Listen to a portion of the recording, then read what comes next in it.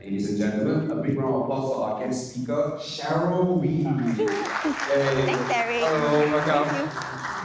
Is this causing you any stress, public speaking? Do we have a microphone for Cheryl? Oh, it's here. Oh, you have one already? Yeah. Okay, great.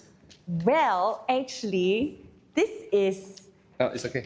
it's a joy for me because I think I shared with you. My childhood dream was always to be in entertainment, so I love performing. So I So think you love this? Yeah. She's so weird. Now, I have to ask you a question. You wear many hats, right? I've seen you model, you're an actress, you run a business, you're a mother of three. Last night when we were going through her presentation, she was still fighting fire. And then this morning I was checking with her, how's the fire? She said it's still burning. Right? She's still fighting fire, but she's here. And you look so good. Like, how do you put yourself together? How are you able to balance so much things? Today or in general? No, in general, yes. To be very honest, way before, Yes. I think I was, I would look like I had the perfect life, and in theory and on paper, I would have the perfect dream life. I was an actress. I had an album. Before 30, I actually started Cheryl W, a beauty salon and wellness space. In fact, actually, my ex-manager is here today. Artist manager. What? Where is she here? Yeah, my ex-artist manager is here today. Oh, I can sing and act too. He even actually, did up our music video. I see. So, Alright. there's somebody here in the room today. Okay, anyway, on paper and on theory, I look like I have the perfect dream life that I always wanted. And I was going to get married, everything before 30. But in reality, I actually really hated myself. I totally did not enjoy every single day doing whatever I thought I would love doing. And everything was just horrible to me. So what was your saving grace like? I mean, obviously today you are all put together, right? And there must be a reason why you are still doing so well. So a lot of people think self-help books. In fact, I was reading a lot of self-help books. I was watching TED. I was praying a lot. But the saving grace for me, right, I would say that really saved my life is my 3 kids. Your children? My children, yeah. Okay, well, this is a very good message, right? To increase the birth rate of Singaporeans, we should take this and then, send it over and say, all of you should have kids. It will help you in your mental health. Okay, you have the next 10 minutes to argue against all of us, against popular belief. Okay, like why? Actually, I would say that I was never one of those who loved kids. I just felt that it was a natural progression of life. Yeah. And, I thought I would really be like my mom. Give birth to kids. She's there for me, but she's very much a businesswoman. And I was pretty much always with my grandparents, my aunt. I never saw my mom until I was like about 15 years old. Like what do you mean by that? So she's always at work. She worked from Monday to Sunday, 10 a.m. to 10 p.m. My way of spending time with her was when I was 9 years old, because I didn't like to study, so I would say, okay, I will follow you to work every June holiday and December holiday so I could spend time with her. So I was learning how to be a receptionist and all that. So I hardly saw my mom as a kid. So I really thought I would be that kind of mom, just have them and then just get on with life, Yes. focus on work, really climb the corporate ladder or be an artist or whatever I want to do. But no, I think things changed a lot. So let me bring you back, because in my 20s, I mentioned just now, I had a very bad eating disorder. I had tried all the crash diets. My worst diet was made up by myself. 3 cups of oat milk a day for 3 days a week. So it's 300 calories. I don't eat. I was exercising. I was filming 14 hours a day. And I said that humans don't need to eat to survive. I was living like that for years on. I lost my period for about 4 years. Up until I got married, I didn't have any period, to be honest. I had a sugar addiction because whenever I binge on a lot of sugar and cakes and desserts. And worst of all, at 40 kilos, I had a body dysmorphic disorder because I genuinely believed that I was fat and ugly. And you're an actress. I'm an actress, yes. And I was in pageants and all that, and I genuinely believed that I was fat and ugly, and I just wasn't good enough, and nothing was ever enough. Wow. Yeah. And how do you overcome that? So, like I said, my first pregnancy actually really saved me. What happened was that I had to eat normally. So I don't know if any of you moms, right, when you are pregnant, the morning sickness can be really bad. And the only way to deal with my morning sickness was to have 3 regular meals at 3 regular timings and regular portions. And what happened was I had an aversion towards sweets and desserts. Oh, so wow. you know how they say sugar gives you that brain fog? Yes. It's true. So I was out of sweets and I basically cut sweets for about 6 to 9 months, and everything cleared up. Wow, so you were actually forced to eat right Yeah. because of your first child. Yes. Beautiful. My body just forced me, because it was just a very intuitive body thing. And suddenly, right, everything cleared up. I wasn't so emotional. I wasn't crying so much. I could feel fully present in where I was. More present than where I was in a very perfect state when I was starting a business, I was still acting, I was really having the perfect life on paper. So now I was a pregnant or post-pregnant mom at 60 kilos and my heaviest in my life.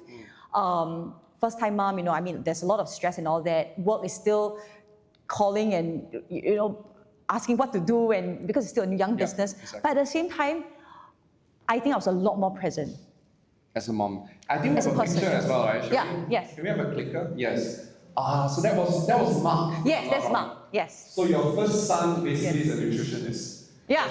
He kind of taught you, to eat right. So cute. Yes. You look so good here. Thank you, yeah. So what are some tips that you have for us in terms of nutrition? In terms of after this whole episode and really looking back on things and how things are a lot clearer, I've learned something. And this applies not to nutrition, but also to life. In the past, I always have a diet mindset, which is called 减肥 now in Chinese. And I tell you what they say, 越减越肥 means the more you diet, the fatter you are. It's true, okay? You know why? Because whenever we're in a diet mindset, we are in a mindset of scarcity.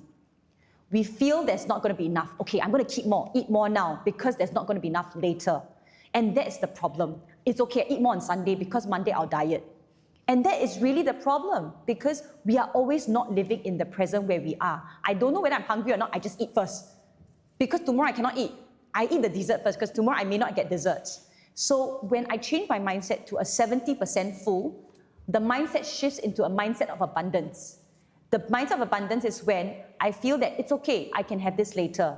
So I truly enjoy whatever I have now, and I realize instead of having a slice, or last time I would have 4 slices of cakes, I can now have half a slice and I'm really, really, truly happy. Because in your head, you know that if you really, really want it, you can have it tomorrow as well. Exactly. And the same for, be it in, I think the abundance mindset is really so powerful in a lot of things. I think a lot of times we keep things to ourselves, we become, I think, a lot more selfish, we get more burnout, we worry a lot more because we are in the mindset of scarcity. So when we think that it's okay, I can settle later, I can do it later, it's always about 70%. I think that helped me really go the mile. Got it. Wow, this is interesting. Usually we always thought that, just eat all you can first, tomorrow you diet. But the idea is to have I have more than enough food available. Yes. And when you tell yourself that I have more than enough food, your body somehow don't have that craving anymore. Yes. Okay, I'm going to try that later and we'll see if it works, okay? Alright, so we can cut away all the food and drinks later for them. We'll practice without tea break today. I'm kidding. Okay, let's talk about your second child, because I know you have 3 children, right? So Mark taught you nutrition. Yes. What about your second child? So, okay, reiterating the first point Emma, also. right? Yes, Emma. Yes. But before I go to Emma, Yes. how I want to say why nutrition actually helped me to live in dual worlds, right? Yes. Because nutrition and proper nutrition is the foundation of everything. If you don't have that settled, you're not physically even able to be available in one world, let alone 2, 3 worlds. So that's what I wanted to reiterate. That reminds me. Yes. So this thing. Oh yeah. This thing. So this little care package, Yes. right? We put in. So a lot of my passion project actually is in weight management. So a lot of our star sellers are weight management products. But because for the benefit of everyone here today, I put in a product called Ginger Champagne. So it's for everyone. It's Wait, for it's ginger and then champagne? Yeah, or sort of. ginger champagne? So it's like it's champagne because it's a bubbly drink. When you add in water, it becomes like bubbly and fizzy. Okay. Because it helps with bloatedness, it helps with weight, it helps with general immunity building because of ginger, turmeric, and lemongrass. So I believe a lot in the power of food being a healing medicine. Wow, Yeah. thank you. Can we give a big round of applause for that? Thank you. You don't have to do this, but you did it. So cool. Thank you. Thank you. So nutrition. Yes, nutrition. That's the first one. And I'll invite all of you to really pay attention to one of our speakers after the break. Her name is Janice Tan. Her speech is purely all about food. That a lot of times we feel tired and burnt out because of what we put inside ourselves. So pay attention to that one. And we did it after the break so that you don't feel guilty. So you eat first, don't care. And then after the break, then we'll figure it out. Okay? Yeah. Second child, Emma. Emma, okay. Yes. So with Emma, right, as a young mom still, because when I had Emma, Mark was only 8 months old. I wanted them close together. But as a young mom, every mom and auntie were telling me, do this, don't do that, can, no need. And I was like, oh, okay, I follow everybody. Yes. So the main thing they told me is, since you are busy working mom, don't do everything unimportant. Just be there for the big moments. Her ballet recitals, her birthday, just be there for the key highlight reels. Enough.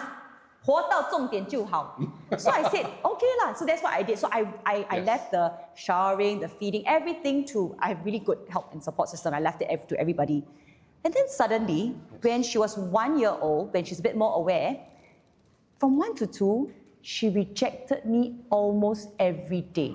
And why I put this picture up here, as you can see, I don't have a picture alone with her. Oh. This is her second birthday because she refused to even take a picture with me. She would cry. And being a pregnant mother, when my daughter doesn't want me, I cry even more. Because I asked, why does my daughter not? My children don't want me. Why do I bother having more? Yes. And it was so painful. And I think as be it in a leader or as a parent, you feel that I put in so much effort. I work so hard just to have a good life for you. I work so hard so that my team can, can progress together with me. Why are they not appreciating me as a leader, as a mom? And that made me realize something when she came back to me. So God works in mysterious ways. I was so angry being pregnant with the third one. But when the third one came along, the number 2, Emma, she started to ask whether she could be carried together with the baby. So of course, naturally, I wouldn't reject her anymore, right? And then she started to ask if I could shower her.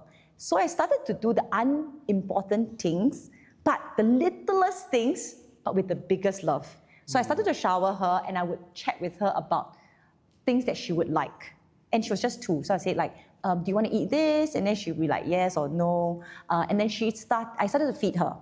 At first, she would reject in the first 1 year, 1 to 2 years old. So she didn't reject me this time, and I'll start to feed her, and I'll talk to her even about her brother or sister. And then I could see she was slowly being more receptive. And that's what I learned. Sometimes it really hurts when we are climbing that ladder, we are at work and we are parent or whichever role we're playing, and we do so much, but it just seems that we're like not getting anything back. Yes.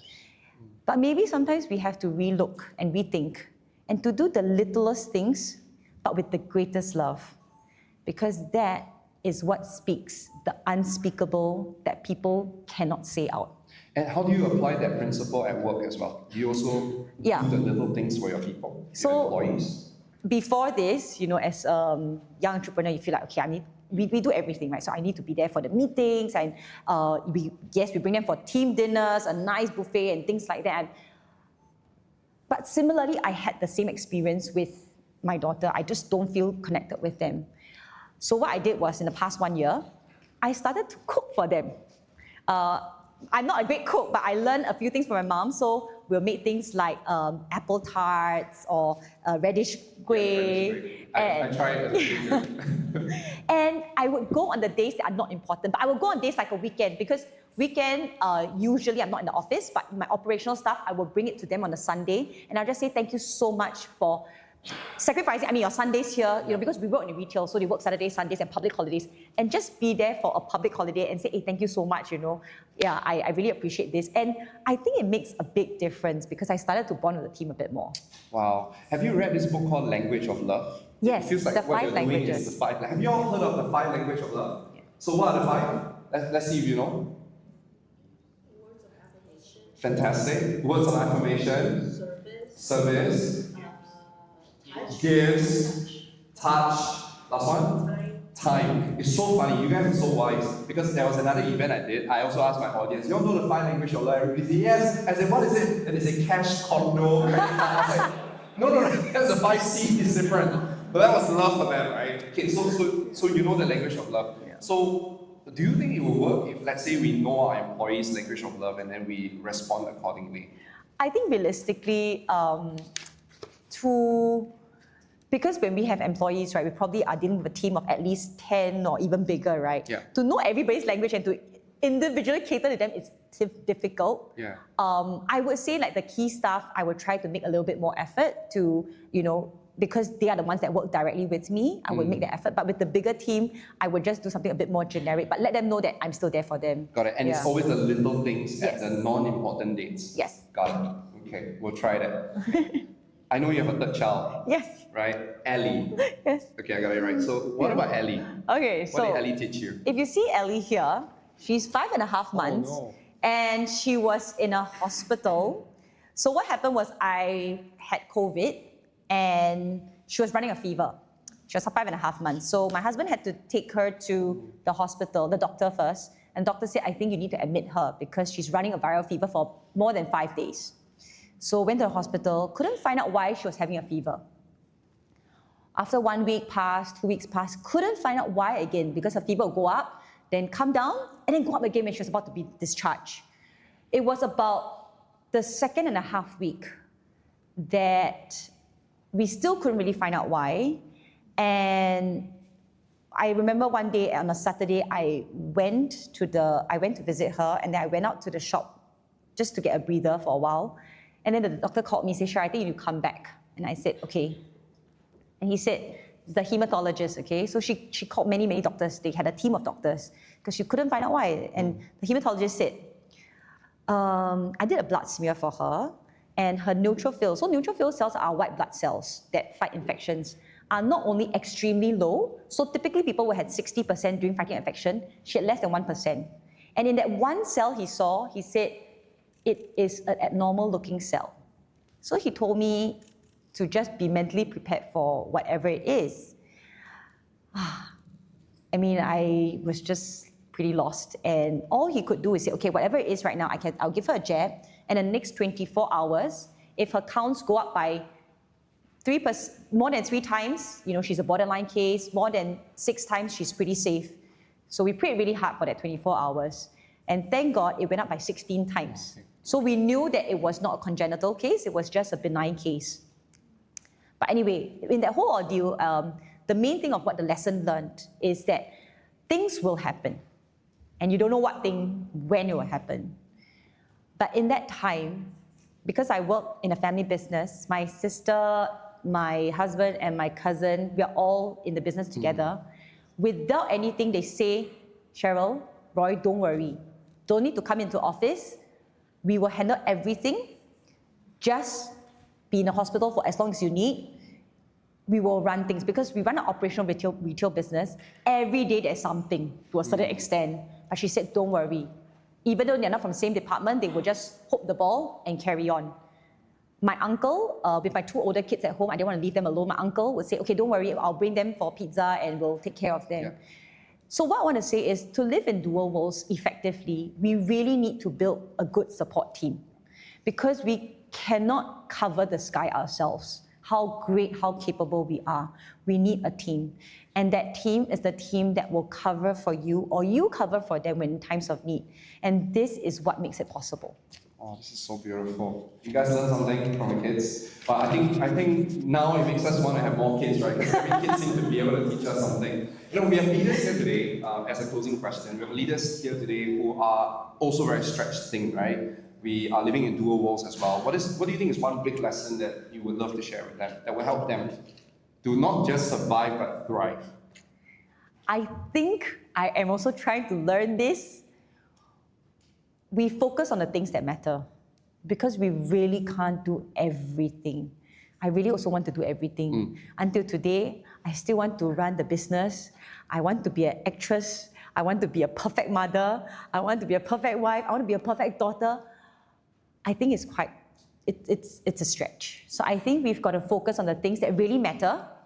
Okay, that's one. And number 2 is, you know how they say work-life balance? Yes. I think it's quite difficult. But I think work-life integration is more likely, whereby we try to find, the joy in work.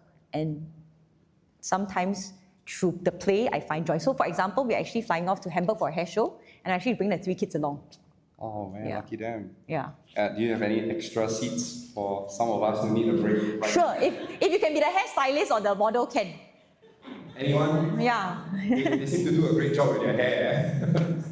Mindset, let's finish off with mindset, Yes, right? yes, So whenever you have problems, Yeah. like things come to you, what do you tell yourself in your head that will help you be able to deal with the problems?